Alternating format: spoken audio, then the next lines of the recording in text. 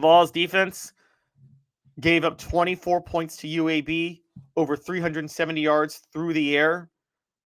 They are continuing to show struggles on defense, particularly in the pass defense. It is indeed a bit misleading, to be fair, because a lot of UAB's points were in garbage time, but it also shows that Tennessee's depth is a really big problem. So, today's tough question, brought to you by Banks & Jones, Tennessee's trial attorney, play to win, why settle, Banks & Jones, led by T. Scott Jones, banksandjones.com, is this. Is Tennessee's defense going to be a long-term concern this year? That is the poll question. I'm going to go ahead and set it up now. Is Tennessee's defensive woes, are they a long-term concern? Are the Vols' defensive woes a long-term concern for this year?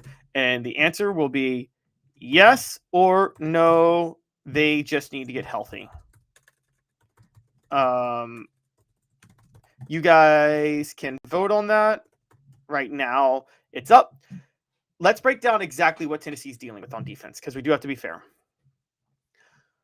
Tennessee is without its top two cornerbacks, Jermod McCoy and Rickey Gibson III. Both of NFL talent, and Jermod McCoy is arguably the best pro prospect on this team. In the middle, they are without Daevin, Hobbs, and Jaxson Boy. They're playing 4 down. You could say 5 down with David Sanders Jr. out. Now, injuries are part of the game. Everybody deals with them. But Tennessee, on defense, is dealing with the program that lost its best NFL prospect from last year in James Pierce Jr., that had to replace 3 defensive tackles in their 6-man rotation already in Amari Thomas, Omar Norman-Lott, and Elijah Simmons. So losing 2 of the other 6 that were back this year from last year, Jaxson Moy and my mind just went blank. I'm sorry, guys. Jaxson Moy and Daevin Hobbs is already going to shorten their rotation more than they want it to be shortened. In the secondary, it's even worse because when you take into account the cornerback situation, they're having to start a true freshman out there. Now, and also the safeties are just limited in what they can do. I know Andre Turrentine had an interception last week, but the safeties and the nickels and the slot cover guys are just limited. Jalen McMurray is a smart player, does everything he possibly can, but he's limited physically. Same with Andre Turrentine at safety. The raw talent is still just too raw. Boo Carter's a little bit raw in the secondary still because of probably some offseason issues where he didn't develop the way he should have. Ty Redmond is a freshman. Colton Hood transferred after the spring to Tennessee from Colorado, so he's not as familiar with the defensive schemes yet. And then when you add in the fact that none of these guys are lockdown corners that can play an island, you got a real issue. McCoy Island was a real thing last year. It helped that James Pierce was up front because Pierce could get the pressure, and that allowed McCoy to be on an island. But at the same time, there is no McCoy Island this year. None. And what we thought Colton Hood could be, which he could be, we thought he could have been able to play on an island. He can. And by the way, that's okay. Sometimes people just can't be island cornerbacks. But that changes so much with your defense. And in particular, when your safeties are limited. Andre Turrentine and Idris Farouk can only do so much. They have issues, guys. So, when everybody gets healthy on defense, will it still be a problem? I'm going to say it'll be a problem in the secondary because we saw this with UAB. The defensive line was never really threatened. They were never going to be threatened, even with their backups that did wear down against Georgia. They're just too overwhelming against UAB. But even with them winning the line of scrimmage, UAB was able to torch them at times through the year once Tennessee put their backups in the secondary. So the truth be told, Tennessee needs one of its cornerbacks to return. If not, then yes, I'm going to say it up front. Defensive woes will be a long-term concern. I'll just put it out there. They just need Jermod McCoy back. Defensive woes will be a long-term concern until Jermod McCoy gets back. He's that good of a receiver.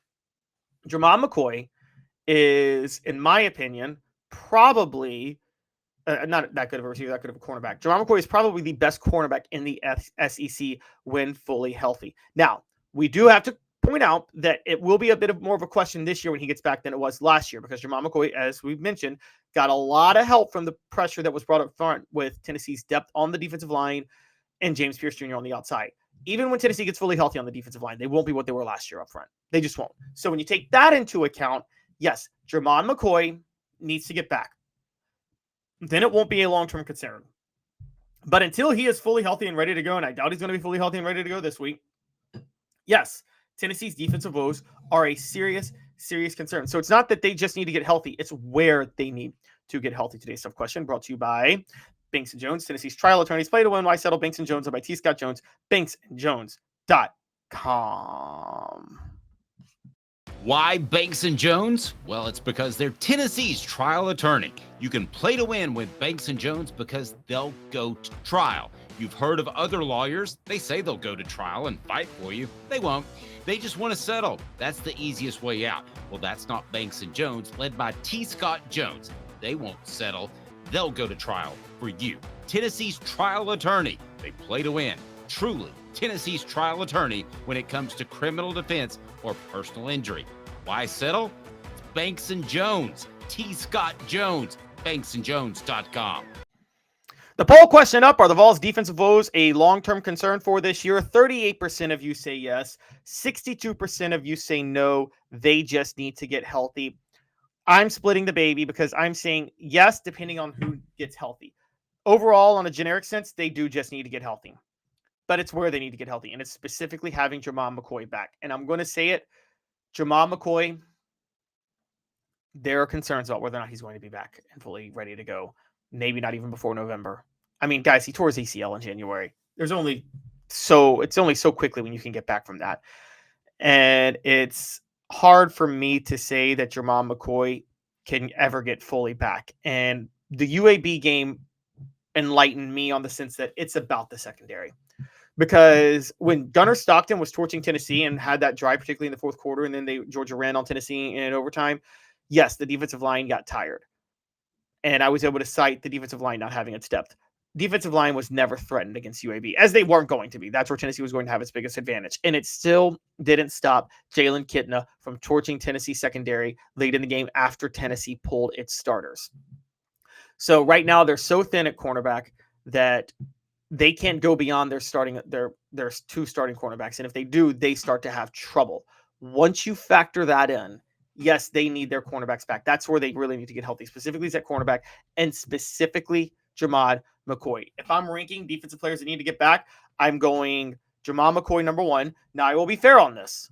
Rickey Gibson III will be last, as much as I say they need their cornerbacks back, because the biggest thing that they need is the lockdown island cornerback. Rickey Gibson III is not that. The other guys out there can do what Gibson can do. Colton Hood, Ty Redmond, Jalen McMurray, they can all do what Gibson can do. I wouldn't worry about them.